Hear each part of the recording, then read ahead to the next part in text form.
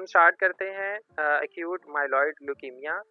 First one type acute myeloid leukaemia that जो myeloid leukaemia है ये किस myeloid cells malignant myeloid cells का इन्फिल्ट्रेट करना बोन ब्लड के अंदर और बोन मैरो और दूसरे टिश्यूज़ के अंदर इसकी वजह बनता है। ये ज़्यादातर जो है वो एडल्ट्स के अंदर डिजीज़ होती है। मीडियन जो एज इसकी बयान की गई है वो 50 ईयर्स है और कहीं ना कहीं जो है वो स्टेम सेल्स के अंदर ऐसी चेंजेस आ जाती हैं जो कि आगे उन सेल्स को मैच्योर फॉर्म में प्रोड्यूस नहीं करवा पाती। तो यहाँ पर जो माइलॉइड स्टेम सेल्स हैं अगर उनके अंदर म्यूटेशंस आ जाती है तो उन म्यूटेशंस की वजह से जो माइलॉइड सेल्स हैं वो मैच्योर नहीं होते, उनकी इनहिबिशन हो जाती है। और ये वजह क्या हो सकती है, ये डिफरेंट एटियोलॉजिकल फैक्टर्स जो हैं वो हो सकते हैं जो कि इस तरफ लीड करते हैं। क्लासिफिकेशन जो है वो दो तरह से की जाती है। That one is French American British FAB classification और WHO क्लासिफिकेशन। ये दोनों की जो बुनियादें हैं थोड़ी सी डिफरेंट अपनी सलाहियत रखती हैं और डिफरेंट इनकी प्रॉपर्टीज़ हैं। वो ये कि फैब क्लासिफिकेशन के अंदर हम लोग अलहदा से कुछ प्रॉपर्टीज़ को डिस्कस करते हैं, WHO क्लासिफिकेशन के अंदर हम लोग अलहदा से कुछ प्रॉपर्टीज़ को डिस्कस कर रहे होते हैं। फैब जो क्लासिफिकेशन है इसके अंदर that is based on morphology and cytochemistry और इट डिवाइड्स AML इनटू 8 सब टाइप्स। M0 से स्टार्ट करते हैं इसको एक्यूट माइलॉइड ल्यूकीमिया को और 8 इसकी जो है वो सब टाइप्स करते हैं M0 से M7 तक। तो इसकी जो वजह होती है यानी कि फैब क्लासिफिकेशन जो है वो किन बुनियादों पर की गई, वो मॉर्फोलॉजी की बुनियाद पर की गई और साइटोकेमिस्ट्री की बुनियाद के ऊपर जो है क्लासिफिकेशन की गई। इसके बाद अगर हम बात करें WHO क्लासिफिकेशन की तो WHO क्लासिफिकेशन जो है that differs from revised FAB classification. Limited reliance on cytochemistry for making the diagnosis of sub type of AML, यानी कि इसके अंदर हम लोग क्या करते हैं, हम लोग डायग्नोस करते हैं साइटोकेमिस्ट्री को। इसके अलावा क्लिनिकली देखते हैं, साइटोजेनेटिकली देखते हैं और मोलेकुलर एबनॉर्मेलिटीज़ को देखते हैं। यानी कि यहाँ पर ज़्यादातर जो काम है वो जेनेटिक बेसिस पे है। WHO क्लासिफिकेशन के अंदर हम जेनेटिकली लिहाज से उस ल्यूकीमिया की डायग्नोस्टिकली लिहाज से ल्यूकीमिया को हम लोग चेक करते हैं और अगर हम फैब के लिहाज से देखें तो वो हम मॉर्फोलॉजी और सेल्स और साइटोकेमिस्ट्री के लिहाज से उनको डिवाइड करते हैं। आई थिंक सो आप लोगों को दोनों डिफरेंस समझ में आ गए होंगे। फैब के अंदर मॉर्फोलॉजी और साइटोकेमिस्ट्री के लिहाज से हम लोग उसको स्टडी करते हैं, WHO के अंदर हम उसकी जेनेटिक बेसिस के लिहाज से उसको हम लोग स्टडी करते हैं। हम देखते हैं फैब क्लासिफिकेशन को और फैब क्लासिफिकेशन में जैसे हमें पता है कि इसको हमने 8 सब टाइप्स के अंदर डिवाइड किया है माइलॉइड ल्यूकीमिया को, जिसकी जो स्टार्ट है हम स्टार्ट करते हैं M0 से लेके हम M7 तक इसको नंबरिंग करते हैं और इसकी जो है वो कुछ ख़ास स्पेसिफिक्स प्रॉपर्टीज़ हैं। हम लोग मॉर्फोलॉजी के लिहाज से हम लोग उनकी वो प्रॉपर्टीज़ को भी देख लेते हैं। जो M0 है that is a minimally differentiated acute myeloid leukaemia और इसके अंदर जो ब्लास्ट हैं lake definite साइटोलॉजिक and cytochemical features but have myeloid lineage antigens. तो ये जो है ब्लास्ट जो है वो डिफाइन साइटोलॉजिक फीचर्स की कमी होती है इनमें, जिस वजह से हम लोग मिनिमली डिफरेंशिएटेड AML कहते हैं। इसके अलावा जो माइलोपेरोक्सीडेज है, सबसे पहले मैं आप लोगों को ये बता देता हूँ कि माइलोपेरोक्सीडेज जो है that is a enzyme present in the WBCs and it indicates the inflammation and cardiovascular diseases. यानी कि जब भी ये myeloperoxidase enzyme white blood cell से रिलीज होता है तो ये इंडिकेट कर रहा होता है कि जो है वो इन्फ्लेमेशन या वाइट ब्लड सेल्स की जो फॉर्मेशन है या उसकी मैच्योरेशन है वो नॉर्मली है या नहीं है, यानी कि एब्नॉर्मेलिटीज़ को शो करता है। तो हम साइटोकेमिस्ट्री के थ्रू हम जो है जब इसकी स्ट्रेनिंग करते हैं तो स्ट्रेनिंग के अंदर हमें माइलोपेरोक्सीडेज जो है वो हम लोग चेक कर लेते हैं और चेक करने के बाद हम ये डिटेक्ट करते हैं कि जो एक्यूट माइलॉइड ल्यूकीमिया है उसके कितने चांसेस हैं और कौन सी स्टेज है। उसके बाद M1 अगर इस तरफ मूव करते हैं हम लोग फैब क्लास की तरफ तो that is M1 AML without maturation. AML without maturation यानी कि एक्यूट माइलॉइड ल्यूकीमिया है लेकिन मैच्योरेशन के बगैर। इसमें माइलोब्लास्ट जो है वो प्रीडोमिनेंट होते हैं, फ्यू इफ एनी ग्रेन्यूल्स और एवरी रॉड्स, यानी कि कुछ जो हैं वो कहीं कहीं या बहुत ही चंद जो हैं वो एवरी रॉड्स या ग्रेन्यूल्स हमें मिलते हैं। माइलोपेरोक्सीडेज जो है ये +1 या पॉजिटिव जो है हम लोग इसका साइन देते हैं। इसके बाद अगर हम बात करें AML विद मैच्योरेशन की, तो AML विद मैच्योरेशन के अंदर माइलोब्लास्ट जो है विद प्रो माइलोसाइट्स प्रीडोमिनेंट और एविड रॉड्स जो है वो इसके अंदर हमें मिलते हैं। तो माइलोपेरोक्सीडेज जो है वो 3% जो पॉजिटिव साइन है वो हम लोग इंडिकेट करते हैं इसकी साइटोकेमिस्ट्री के अंदर। या दूसरे लफ्जों में मैं ये भी कह सकता हूँ, अगर माइलोपेरोक्सीडेज जो है वो 3 पॉजिटिव साइंस अगर हम लोग दें तो उससे ये पता चलता है कि AML जो है विद मैच्योरेशन है। अगर माइलोपेरोक्सीडेज जो है वो हमें कम मिल रहा हो तो हम जो है वो, या 1+ मिल रहा हो तो हम जो है वो कहेंगे AML विदाउट मैच्योरेशन। और अगर हम कहें कि माइलोपेरोक्सीडेज जो है वो हमें साइटोकेमिस्ट्री में हमें उसकी स्ट्रेनिंग में नहीं मिलता तो हम कहेंगे तो that is the M0 FAB class of AML। अच्छा, नेक्स्ट हम मूव करते हैं, that is the acute promyelocytic leukemia M3। और M3 के अंदर हाइपर ग्रेन्युलर प्रोमाइलोसाइट्स, यानी कि इसके अंदर जो है वो प्रोमाइलोसाइट्स भी हैं और ग्रेन्यूल जो है वो बहुत ज़्यादा मिलते हैं। और इसके साथ साथ जो है वो मल्टीपल एवरोड्स जो हैं वो भी मिलते हैं। माइलोपेरोक्सीडेज जो है ये भी हमें 3 पॉजिटिव इसकी वैल्यूज़ मिलती है। M4 की तरफ आए तो एक्यूट माइलोमाइनोसाइटिक ल्यूकीमिया है और ये mature cells of both myeloid and monocytic series in peripheral blood cell. Myeloid cells जो हैं वो रिजेंबल करते हैं M2 के साथ। और इसके अंदर जो माइलोपेरोक्सीडेज है वो 2 पॉजिटिव साइन मिलता है, नॉन स्पेसिफिक स्टेज जो है वो 1 पॉजिटिव साइन। इसके बाद acute monocytic leukaemia, acute monocytic leukaemia 2 सब टाइप्स के लिहाज से डिवाइड किया, M5 को M5A में और M5B के अंदर। M5A जो है that shows poorly differentiated monoblast और M5B जो है that shows the differentiated promonocytes and monocytes. इसमें नॉन स्पेसिफिक स्टेज जो है दैट इंडिकेट्स 2 पॉजिटिव साइन। इसके बाद हम M6 की बात करें तो एक्यूट एरिथ्रोल्यूकीमिया, एक्यूट एरिथ्रोल्यूकीमिया एरिथ्रोब्लास्ट प्रीडोमिनेंट होते हैं, माइलोब्लास्ट और प्रोमाइलोसाइट्स जो हैं वो बहुत ज़्यादा हमें मिलते हैं। एरिथ्रोब्लास्ट पैस स्टेन करें तो पैस में 1 पॉजिटिव साइन, माइलोब्लास्ट और माइलोपेरोक्सीडेज जो है वो 1 पॉजिटिव साइन, या 1+ हम कह सकते हैं इसे, हम लोग 1+, 2+, 3+ भी कहते हैं सिंपल वर्ड्स में जो हमारे लैब के अंदर लफ्ज़ यूज़ किया जा रहा होता है। इसके बाद अगर हम बात करें एक्यूट मेगाकैरियोसाइटिक ल्यूकीमिया की, तो acute megakaryocytic leukemia that is the M7 pleomorphic undifferentiated blast predominant react with the anti platelet antibodies और प्लेटलेट पेरोक्सीडेज जो है वो 1+ हमें मिलता है।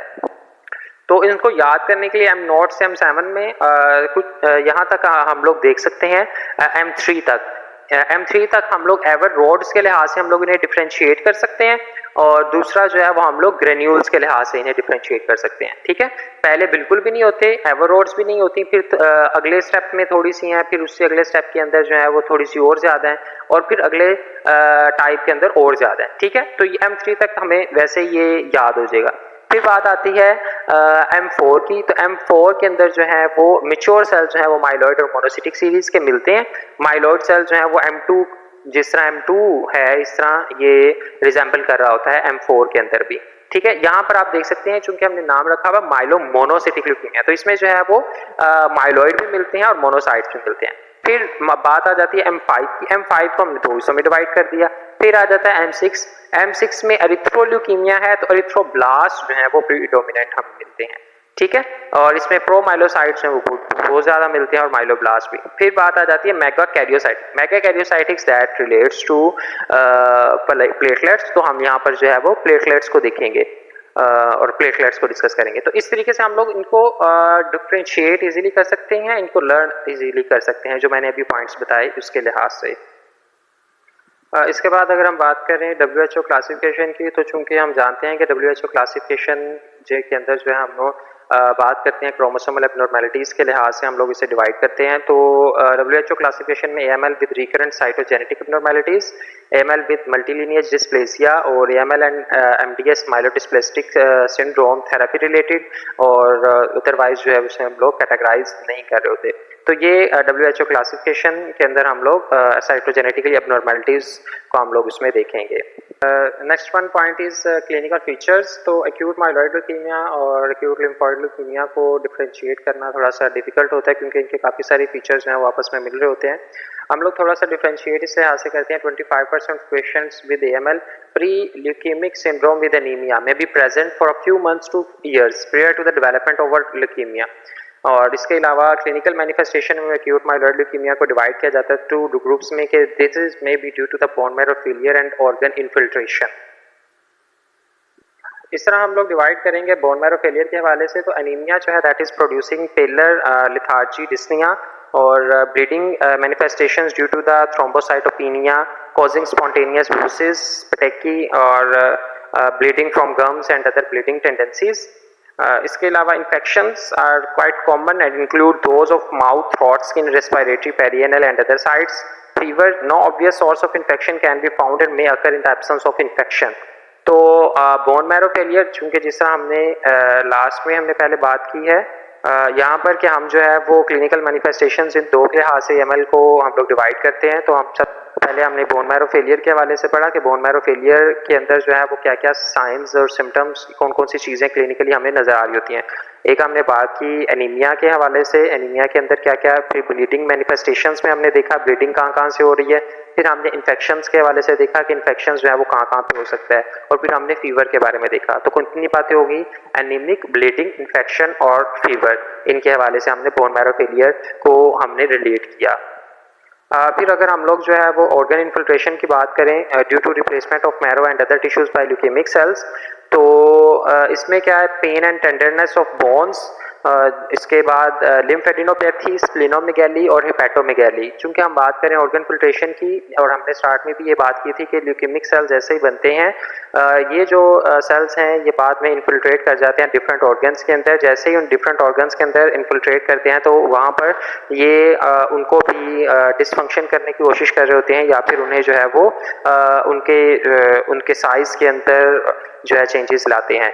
यहाँ पर अगर हम बात करें pain and tenderness of bones की, तो that is the bone infarcts और subperiosteal infiltrate by leukaemic cell. Lymphadenopathy में लिम्फ जितने भी नॉड्स होंगे वहाँ पर टॉन्सिल्स वगैरह वहाँ पर उनकी इलाजमेंट हो जाएगी। स्प्लिनोमेगैली के अंदर स्प्लीनिंग जो है स्प्लीन जो है उसकी इलाजमेंट हो जाएगी और हेपेटोमेगैली के अंदर लिवर की।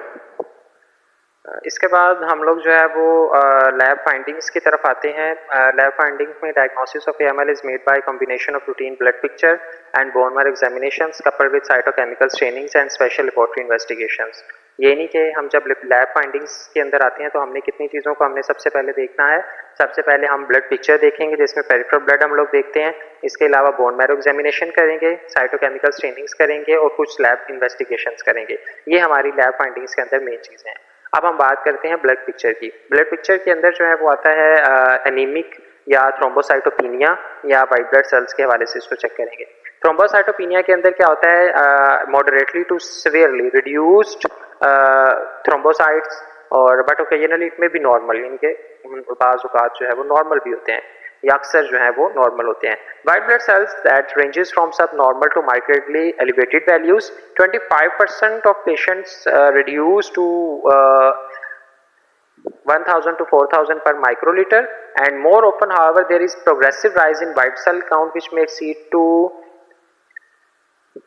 1 lakh per microliter in more advanced diseases. Majority of leukocytes in the peripheral blood are blasts and there is often neutropenia due to marrow infiltration by leukemic cells. तो हम लोगों ने देख सकते हैं वाइट ब्लड सेल्स के अंदर क्या क्या चेंजेस आती हैं। अक्सर बाज़ इनका जो लेवल है वो कम एलिवेटेड होता है, थोड़ा होता है, बाज़ नॉर्मल होता है, बाज़ बहुत ज़्यादा एलिवेट किया होता है। एक छोटी सी पिक्चर दिखाई हुई है, यहाँ पर हम लोग देख सकते हैं red colours that defines erythrocytes, neutrophils, ये पिंकिश से लिम्फोसाइट्स, इस तरह से ये कुछ पिक्चर है यहाँ पर नॉर्मल ब्लड सेल्स की और ये ल्यूकेमिक सेल्स में। ल्यूकेमिक सेल्स में हम लोग देख सकते हैं कि जो एरिथ्रोसाइट्स हैं उनकी डेफिशिएंसी हो रही है या उनका लेवल कम हो रहा है, जो हमने बात की थी पहले कि एनीमिया हो जाता है। दूसरी तरफ हमने जो है वो देखा है कि जो वाइट ब्लड सेल्स हैं उनका लेवल जो है वो ज़्यादा होता जा रहा है। इसी तरह अगर हम लैब फाइंडिंग्स में बोन मैरो एग्जामिनेशंस की बात करें तो हम किन किन चीज़ों को देखेंगे, एक तो सेल्स को देखेंगे, सेलुलैरिटी देखेंगे, ल्यूकेमिक सेल्स देखेंगे, एरिथ्रोपोइटिक सेल्स और मेगाकैरियोसाइट्स, साइटोजेनेटिक्स और इम्यूनोफिनोटाइपिक, ये बोन मैरो एग्जामिनेशंस के अंदर है चीज़ें। अब हम बात करते हैं सेलुलैरिटी की। सेलुलैरिटी में typically the marrow is hyper cellular but sometimes a blood tap and dry tap occurs. और इसके बाद ल्यूकेमिक सेल्स को देखें तो ल्यूकेमिक सेल्स के अंदर generally tightly packed with leukaemic blast cells, इसके अलावा यानी कि टाइटली पैक्ड होते हैं, ल्यूकेमिक ब्लास्ट सेल्स मौजूद होते हैं, वो मिलते हैं। इसके अलावा रोमानोव्स्की स्ट्रेन्स में हम देखें तो साइटोकेमिकल स्ट्रेन्स में भी employed to know the type of leukaemia. जब रोमानोव्स्की स्ट्रेन्स कहते हैं तो हमें पता चल जाता है कि ये ल्यूकीमिया की कौन सी टाइप है। ठीक है, यहाँ पर अगर हम बात करें, पहले जो सेलुलैरिटी की हमने बात की थी और हाइपर सेलुलर की बात की थी, तो ब्लड टैप और ड्राई टैप एक्चुअली होता यूँ है कि जब भी बोन मैरो को एस्पायरेट करवाया जाता है तो बोन मैरो के अंदर जो अनडिफरेंशिएटेड सेल्स हैं उन हाइपर सेलुलर होने की वजह से बोन एस्पायरेशन ठीक तरीके से नहीं हो पाती। उसके अंदर अगर तो ब्लड बहुत ज़्यादा आना शुरू हो जाए तो ब्लड टैप हम उसके लिए लफ्ज़ यूज़ करते हैं, और इसी तरह डिफरेंट फाइब्रोसिस नज़र मिले तो हम लोग ड्राई टाइप का लफ्ज़ यूज़ कर रहे होते हैं। तो दैट्स मीन्स हम लोग जो ब्लड टाइप और ड्राई टाइप हम लोग यूज़ कर रहे होते हैं ये due to the hypercellular of bone marrow के लिए हम लोग यूज़ करते हैं। अच्छा, नेक्स्ट हम देखते हैं एरिथ्रोपोइटिक सेल्स आर रिड्यूस्ड, और फिर megakaryocytes they are also you reduce your absent. Next is the cytogenetics. तो साइटोजेनेटिक्स के अंदर that shows karyotypic abnormalities in 75% of cases which may have a relationship to prognosis. उसके बाद इम्यूनोफिनोटाइपिंग में देखें तो AML cell express CD13 and CD33 antigens, M7 shows CD41 and CD42 positively. उसके बाद साइटोकेमिस्ट्री में देखें, साइटोकेमिस्ट्री के अंदर माइलोपेरोक्सीडेज के लिहाज से देखेंगे हम सोडान ब्लैक, पिरोडिक एसिड, शिफ्ट स्टेन्स, नॉन स्पेसिफिक स्ट्रेज और एसिड फॉस्फेटेज, यानी कि ये कुछ स्टेन्स हैं, ये स्टेन्स हमें जो है वो डिफ्रेंशिएट करवाती हैं। तो myeloperoxidase positive in immature myeloid cells containing granules and Auer rods. ठीक है, तो माइलोपेरोक्सीडेज जो है वो इमेच्योर माइलॉइड सेल्स में पॉजिटिव मिलती है, जिसमें ग्रेन्यूल्स भी हमें मिलती हैं और एवर रॉड्स भी। सोडान ब्लैक भी कर सकते हैं हम। पैस्टेन करें तो पैस्टेन भी पॉजिटिव होती है इमेच्योर लिम्फॉइड सेल्स में एंड इन एरिथ्रोल्यूकीमिया, यानी कि लिम्फॉइड इमेच्योर लिम्फॉइड के अंदर पॉजिटिव हमें मिलती है। नॉन स्पेसिफिक स्ट्रेस की बात करें तो that is positive in monocytic series M4 and M5। Acid phosphatase की बात करें तो acid phosphatase focal positivity in leukaemic blast in ALL and diffuse reactions in monocytic cells. इसके बाद बायोकेमिकल इन्वेस्टिगेशंस की बात करें तो बायोकेमिकल इन्वेस्टिगेशंस के अंदर सीरम म्यूरामाइडाइज और सीरम यूरिक एसिड, ये जो है माइलोमोनोसिटिक जो M4 है और मोनोसिटिक जो M5 ल्यूकीमिया है उस दौरान इसका लेवल ज़्यादा हो जाता है। यूरिक एसिड की बात करें तो यूरिक एसिड का लेवल भी ज़्यादा हमें मिलता है। इसी तरह अगर हम लोग ट्रीटमेंट की बात करें एनीमिया की और हेमरेज की, तो इसको मैनेज हम लोग सिंपली उसी लिहाज से कर सकते हैं कि हम ब्लड ट्रांसफ्यूज जो फ्रेश है वो कर दें और प्लेटलेट्स जो कंसनट्रेट्स है वो भी हम लोग प्रोवाइड करें। और इसी के साथ patients with severe thrombocytopenia platelet count जिनका 20,000 से कम हो चुका हो तो उसके लिए भी रेगुलर प्लेटलेट ट्रांसफ्यूजन्स रिक्वायर होती है। तो वैसे अगर हेमरेज है that is the important cause of death in these cases, तो इस वजह से जो फ्रेश ब्लड ट्रांसफ्यूजन है वो देते रहते हैं साथ ही साथ। इसके साथ साथ साइटोटॉक्सिक ड्रग थेरेपी है, जिसमें साइटोटॉक्सिक ड्रग थेरेपी के अंदर कम्बिनेशन ऑफ 3 ड्रग्स है, जिसमें हम लोग देख सकते हैं साइटोसिन, एरापिनोसाइड है, एंथ्रासाइक्लिन्स है और 6-थायोगुआनिन है। इसके अलावा अनदर एडिशन है that is amsacrine administered with cytosine arabinoside with और विदाउट 6-थायोगुआनिन। ड्रग्स के अलावा जो लास्ट हमारे पास फिर वो चांस बनता है वो ये होता है कि हम बोन मैरो ट्रांसप्लांटेशन कर दें। बेसिक प्रिंसिपल जो मैरो ट्रांसप्लांटेशन का that is reconstitute the patient's haematopoietic system after total body radiation and intensive chemotherapy kill the remaining leukaemic cells. इसके अलावा bone marrow transplantation has resulted in cure in about half the cases, के half the cases में से कुछ half cases के अंदर में से हाफ जो है वो क्योर हो रहे हैं। स्टूडेंट्स, आज के जो हम टॉपिक था उसके अंदर हमने ल्यूकीमिया देखा, उसका इंट्रोडक्शन पढ़ा। उसके इंट्रोडक्शन के बाद हमने एक्यूट माइलॉइड ल्यूकीमिया, उसकी क्लासिफिकेशन, उसकी लैब डायग्नोसिस और उसके ट्रीटमेंट वगैरह को हमने स्टडी किया। कल हम नए टॉपिक के साथ आएंगे। अपना तब तक ख्याल रखिएगा। अल्लाह हाफिज़।